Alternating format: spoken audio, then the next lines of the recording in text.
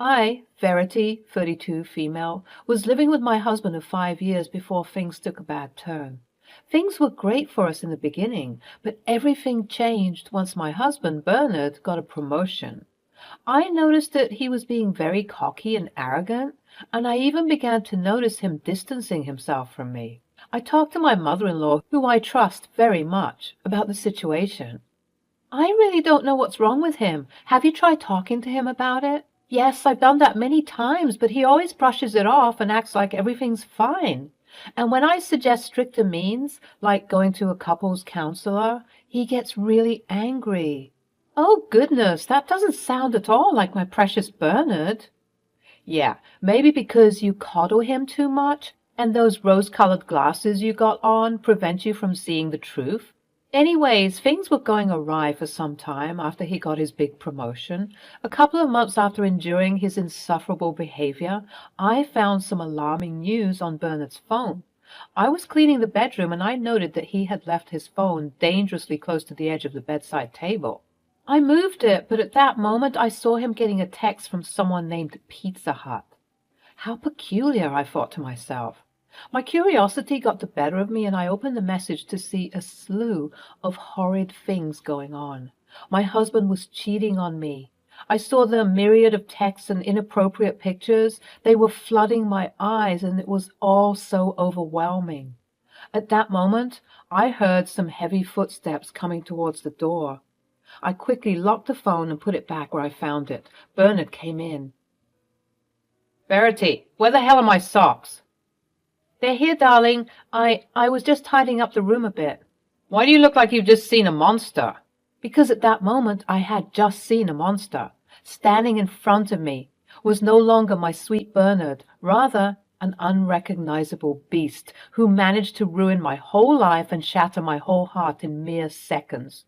But of course, I was too weak at the time to talk about what I just saw. I just murmured something about how I was experiencing period cramps, and he left. That night, I sobbed into my pillow with my cheating husband sleeping peacefully right next to me. Even though I was extremely saddened, I was also extremely angry as well. How could this man cheat on me after everything? I held on to this anger, though, and waited to expose my low-life husband to none other than his mother. Early in the morning, before Bernard woke up, I opened his phone and gathered all the evidence I needed. Turns out that his mistress's name is Rita. I sent all of the information to my phone, put his phone back where I found it, and waited patiently for Deborah to arrive. Deborah arrived shortly after Bernard left for work. When I showed her all the horrible things I found, she too shared the same look of horror and disgust that I held when collecting all of this data. After moments of complete shock, she spoke up. We need to do something about this. He's absolutely gone crazy. I'm so hurt, Deborah. I know, my baby, but we'll get through this. I'll call him right now.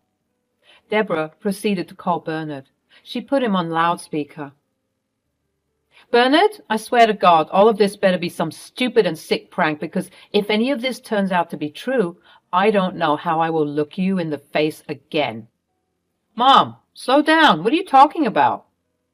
Who the hell is Rita? There was a silence, and although nothing was said, everything was indeed confirmed. He was cheating on me. And by the looks of it, it had been that way for quite a while now. You better get back home right this instant. We need to have this discussion face to face.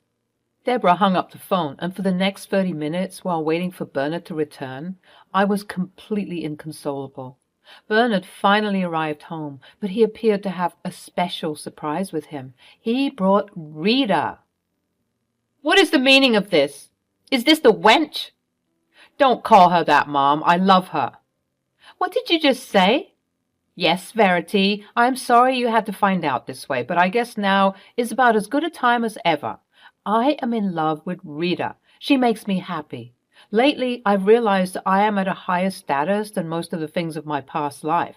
I have to elevate myself, and to put things lightly, you're like the older version of a gaming console. Rita is like the PS5. Bernard, what are you saying right now? Do you know what you've put Verity through? And you, How dare you get with a married man? Have you no shame? Well, Mom, I believe that we're soulmates. He's in love with me and I'm in love with him. We're going to start a family together.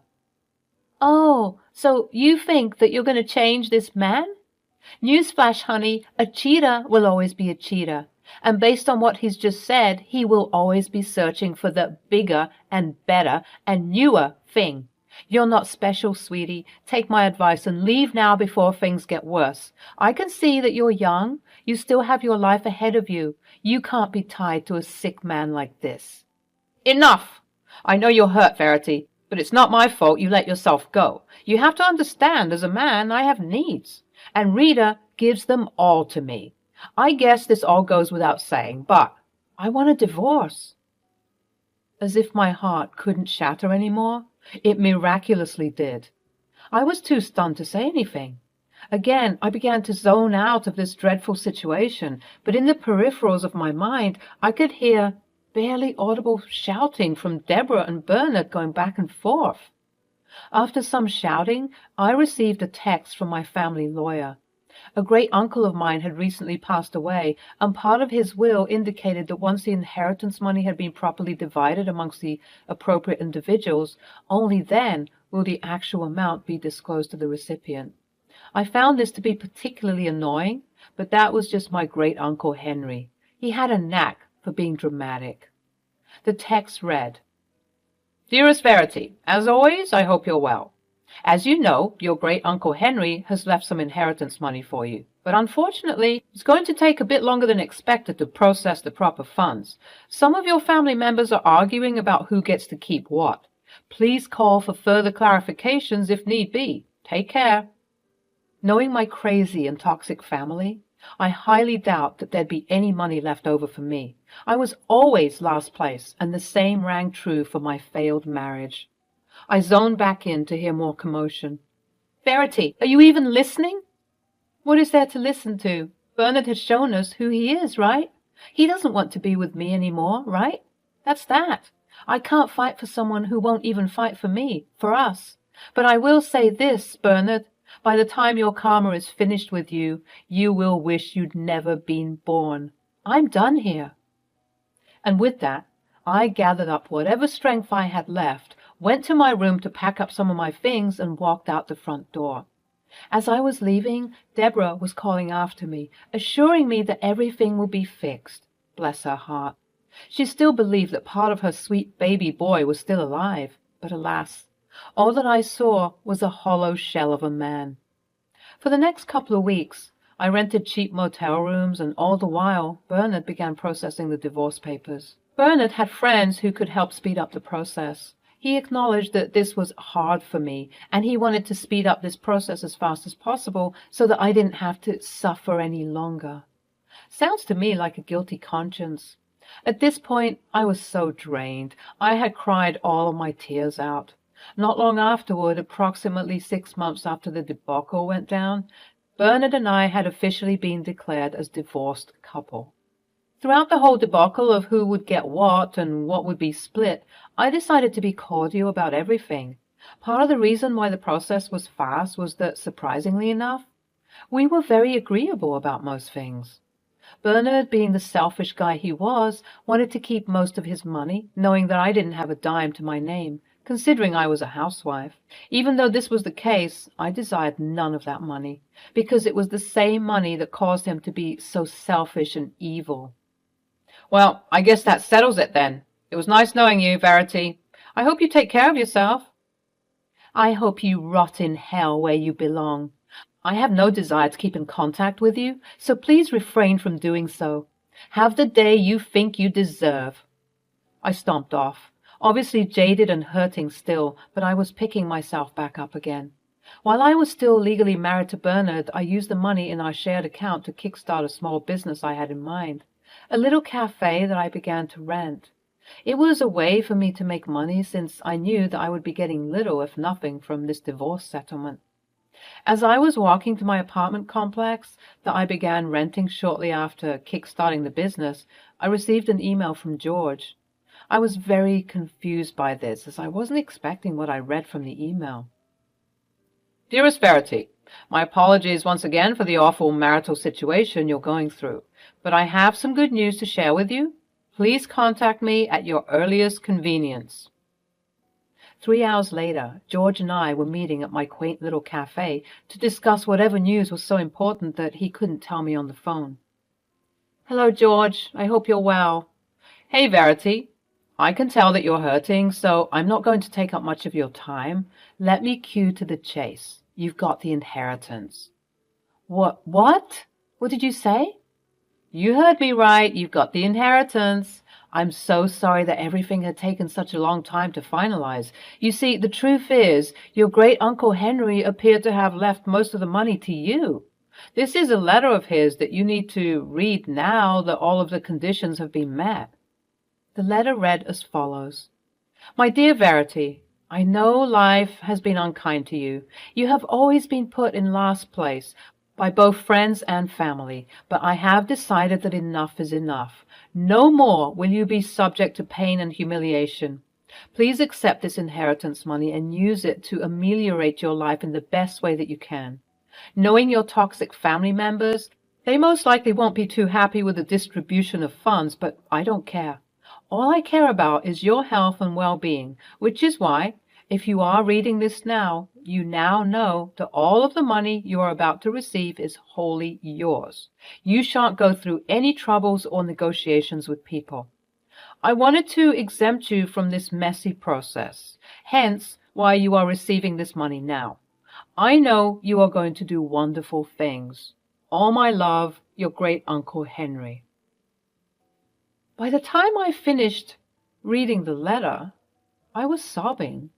Some customers got up and left due to the embarrassing scene, but I didn't care. I was overwhelmed with joy. It was so refreshing to hear some good news after months and months of crying the night away, wondering how and why all of this happened to me.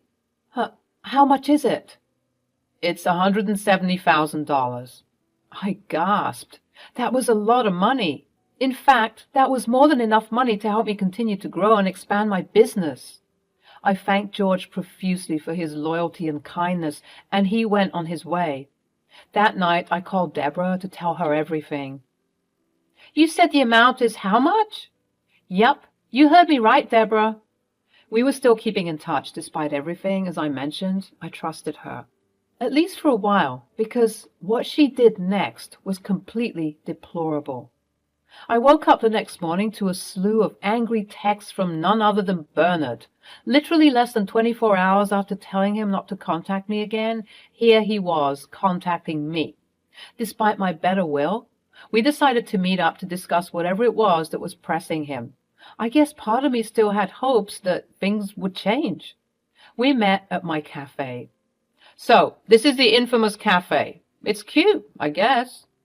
What do you want, Bernard? Haven't you taken enough from me? Let's cut to the chase. Half of that money is mine. What? My mom told me everything. She told me about the inheritance money that finally came. Talk about good timing, am I right? But anyways, we need that money. You must have lost your mind if you think that I'm going to give you anything. Besides, don't you make enough money as is?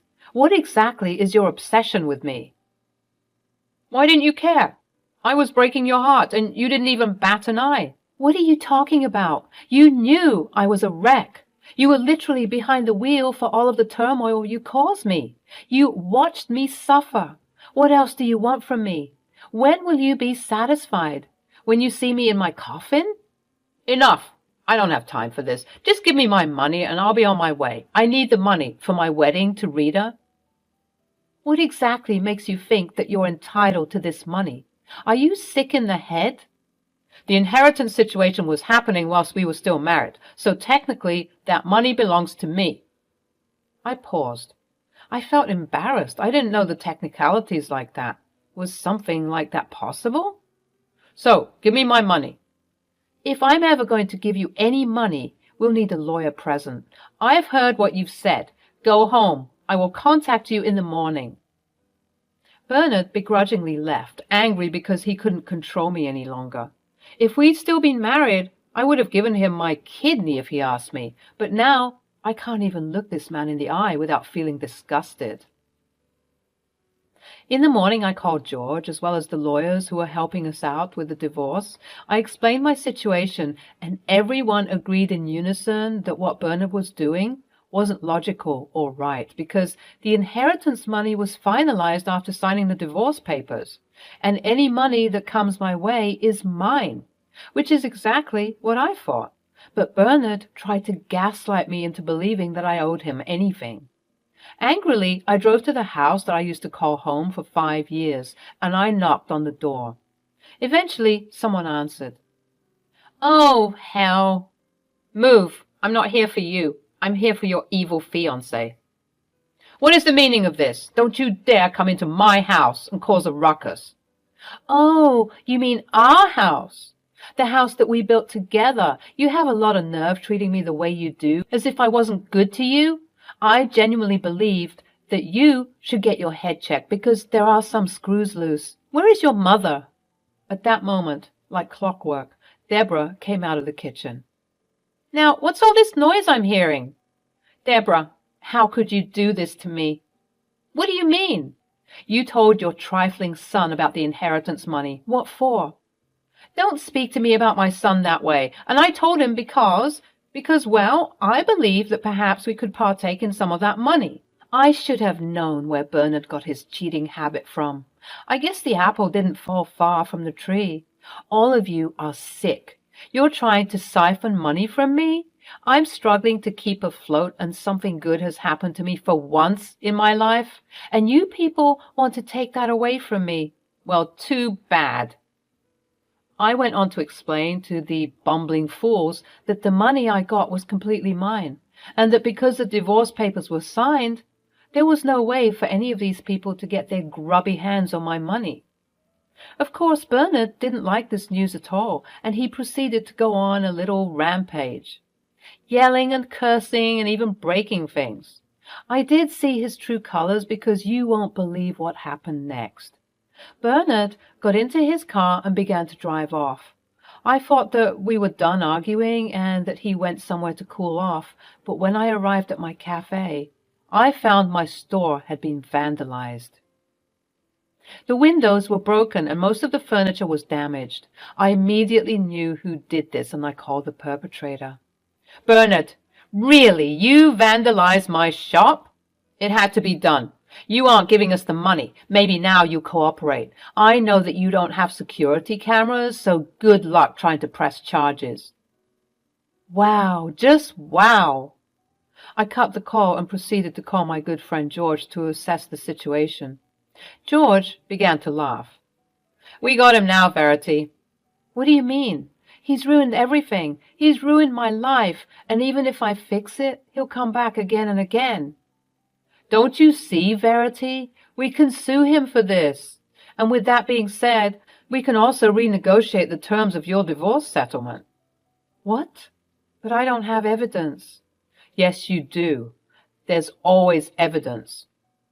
And sure enough, there certainly was. I discovered that the cameras that came with the building were still working. I was under the impression that they weren't functional, and I caught Bernard's vandalism very clearly. I brought this evidence to George to collate and compose a case against Bernard. Thankfully, our case was well received, and because of the nature of our tumultuous relationship, as well as the collection of all of the verbal and emotional abuse that had happened to me, I was highly favored, and the judge determined that I will be receiving $20,000 from Bernard in damages. This obviously made Bernard fill up with rage, and he proceeded to appeal this, but time and time again his appeal was rejected. Now that I have all this money, I can properly cater to my cafe and allow it to grow and expand. The last I heard of Bernard, Rita, and Deborah was that they were all constantly quarreling and bickering, and word on the curb is that Bernard has been spotted several times with a young and attractive blonde woman on his arm.